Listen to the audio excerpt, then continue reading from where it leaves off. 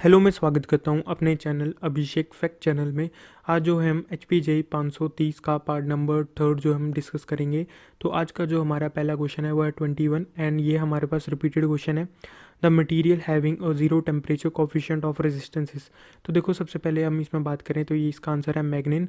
अब zero temperature coefficient में ये लिखा होता है कि टेम्परेचर के वेरी होने पर भी रेजिस्टेंस का वेरी ना होना, तो उसको बोलते हैं जीरो टेम्परेचर कोफिशिएंट, जिसमें कि मैग्नीन एंड कांस्टेंट आते हैं, जिनकी वैल्यू है वो इंपॉर्टेंट है, ये पूछी जा सकती है।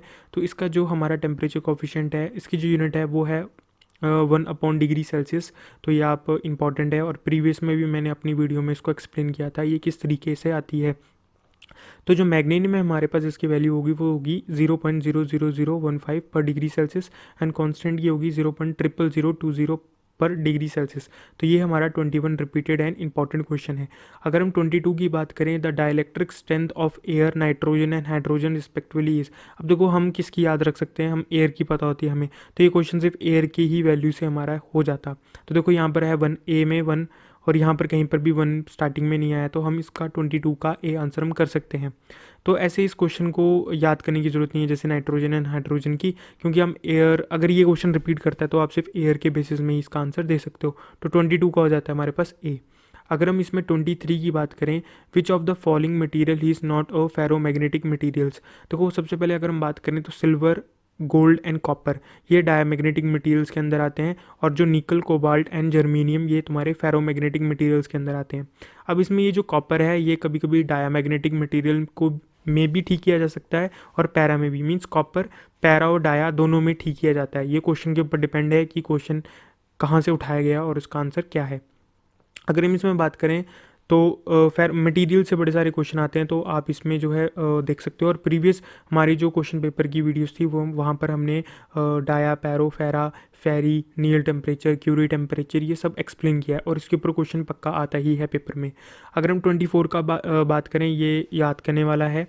Which of the following correctly refer to the PLC and computer. तो इसमें आएगा आपका B answer. Unlike computer, PLC are designed for industrial environment and can be withstand vibration, shocks, high temperature and electrical noise. तो 24 को हो जाएगा हमारा B answer. ये रट्टे मारने वाला बोलूँ या याद करने वाला क्वेश्चन है। अगर हम इसमें 25 की बात करें, the various input devices of a PLC are.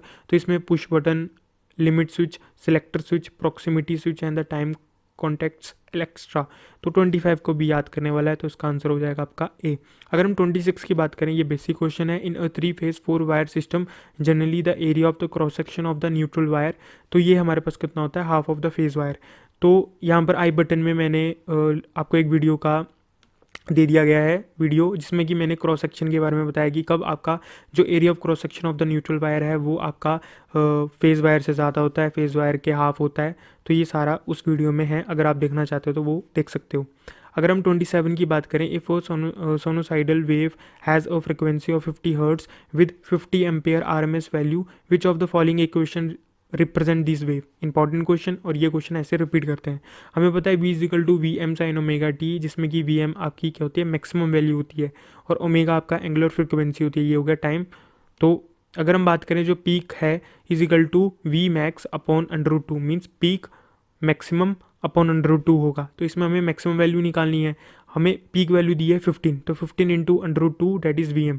तो ये निकला 21.21। तो ये हो गया आपका मैक्सिमम वैल्यू। अगर हम इसमें ओमेगा की बात करें, ओमेगा होगा 2πf, फ्रिक्वेंसी हमें 50 दी है, तो 50 इंटू 200, एंड यहाँ का जो नीचे डिवाइडेड में 100 है कट के 314।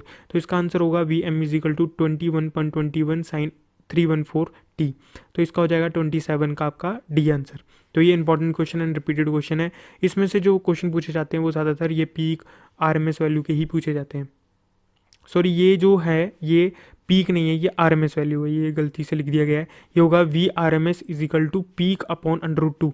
थोड़ा आप ये करेक्शन कर सकते हो। टाइम को बचाने के लिए मैं जो है इसको पहले लिख देता हूँ, तो कभी कभी यहाँ पर मिस्टेक हो जाती है। अगर हम इसमें 28 की बात करें, इंपॉर्टेंट क्वेश्चन है और ये बड़ी बार रिपीट करते हैं।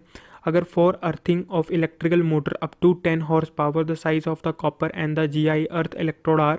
तो ये इससे ही होगा, जो कॉपर होगा इसमें 3.18 हो जाएगा यहाँ पे, और यहाँ पर जो GI है वो है 6.35। ये बहुत बार रिपीटेड क्वेश्चन है। अगर हम 29 की बात करें, ये भी बहुत ज़्यादा बार रिपीटेड हुआ है। The forward voltage dash at which the current through the diode और the P N junction starting rising is known as the key voltage. तो इसमें क्या है कि जो जर्मेनियम में 0.3 वैल्यू होती है और सिलिकॉन में 0.7 होती है और गैलियम आर्सेनाइड में 1.2 वैल्यू होती है। तो 29 आपका रिपीटेड क्वेश्चन है। अगर हम 30 की बात करें, in a common base transistor circuit the collector current is 0.6 milli ampere and the base current is 40 micro ampere, what is the value of alpha. सबसे पहले हमें अल्फा होगा आपका कॉमन बेस की वैल्यू होगी, जिसमें कि आई सी अपॉन आई ई की वैल्यू होती है। हमें पता है कि जो आपका अमीटर करंट होता है वो आपका collector current plus base current होता है। तो अगर हम इसको ऐड करते हैं दोनों को, तो कितना निकलेगा 0.001। तो हम आई ई की वैल्यू 0.001 लगाएंगे और आई सी की वैल्यू है 0.6 मिली एम्पेयर, तो इसका आंसर होगा 0.96। तो 30 का हो जाएगा आपका डी आंसर। अगर हम अगले की बात करें 31 क्वेश्चन की, the relationship between the gamma and alpha is given by. तो देखो ये हैं, सबसे पहले हम करेंगे जब भी आपका अल्फा बीटा एंड गामा होंगे, अल्फा का मतलब हुआ यहाँ पर कॉमन बेस, बीटा का मतलब कॉमन एमीटर एंड गामा का मतलब कॉमन कलेक्टर। हमें पता है ये वाली वैल्यू पूछी जाती है I E equal to I B plus I C, ये बहुत ज़्यादा इंपॉर्टेंट है। फिर इसमें जो इंपॉर्टेंट क्वेश्चन बनता है alpha is equal to I C upon I E, beta is equal to I C upon I B. तो ये चीज़ें आती कैसे हैं कि अल्फा का रिलेशन बीटा के साथ, बीटा का अल्फा के साथ और गामा का। तो देखो सबसे पहले हमें पता है कि जो आई सी इजिकल टू अल्फ़ा आई ई होता है, ठीक है, इस वाली से मैं बता रहा हूँ। तो और हम कैसे लिख सकते हैं आई ई को लिख सकते हैं हम, जैसे ये है आई सी प्लस आई बी, यहाँ पर लिख दिया। अब इसको लिखने के बाद क्या होगा कि बस वही है कि आई सी को एक साइड ले जाओ और आई बी को एक साइड ले जाओ, तो I C upon I B alpha upon 1 minus of alpha, और I C upon I B क्या होता है, यहाँ पर बीटा होता है, तो बीटा का रिलेशन ऐसे हो गया। सेम में अगर मैं दूसरे की बात करें, अब बीटा वाली की बात करेंगे, तो बीटा में क्या है कि I B into beta is equal to I C, तो I C equal to beta into I B हो जाएगा। अब इसमें वही है कि आई बी को किस तरीके से लिख सकते हैं हम, आई ई माइनस ऑफ आई सी, इस वाली इक्वेशन के थ्रू। तो आई E minus of I C, तो बस अब आई सी को एक साइड ले जाओ, आई ई को एक साइड ले जाओ, तो I C upon I E beta upon 1 plus of beta, और यहाँ पर हो जाएगा alpha is equal to beta plus 1 plus beta. तो अल्फा और बीटा आपके पास हो गया और गामा होगा 1 प्लस ऑफ बीटा।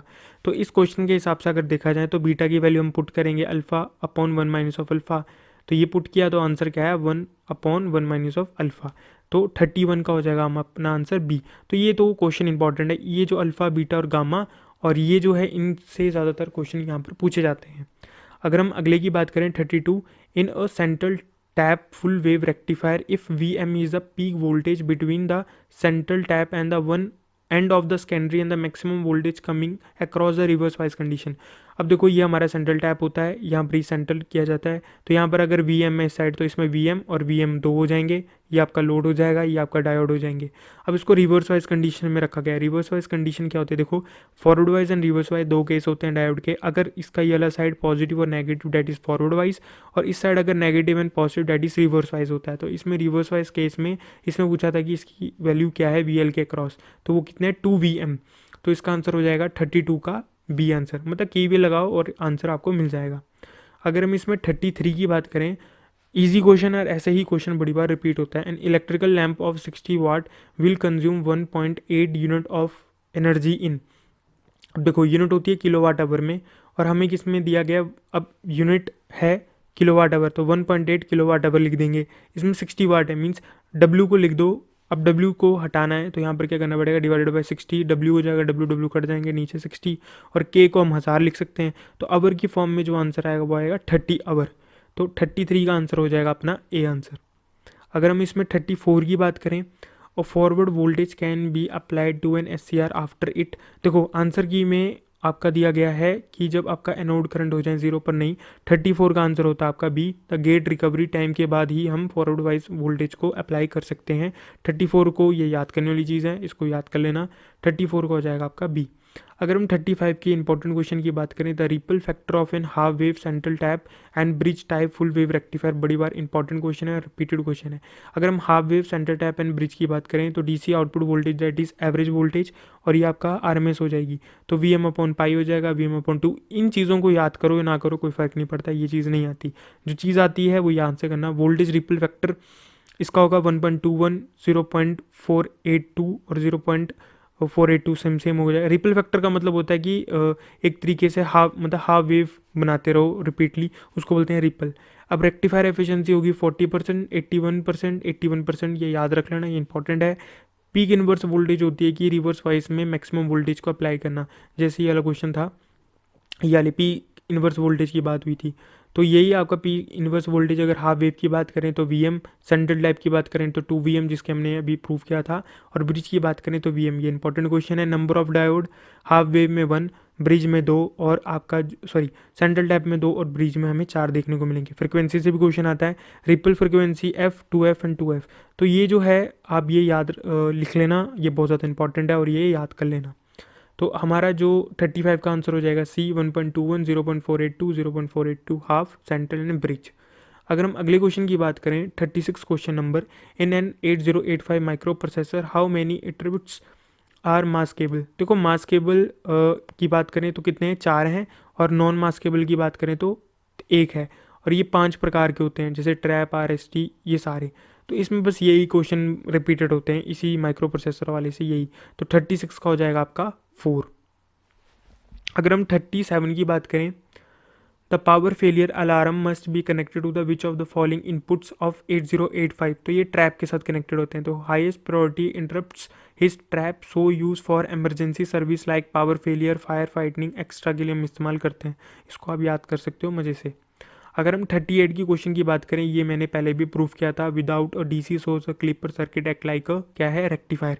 इसको याद कर लेना, कुछ भी कर लेना, ये 5-6 बार रिपीट हो चुका है।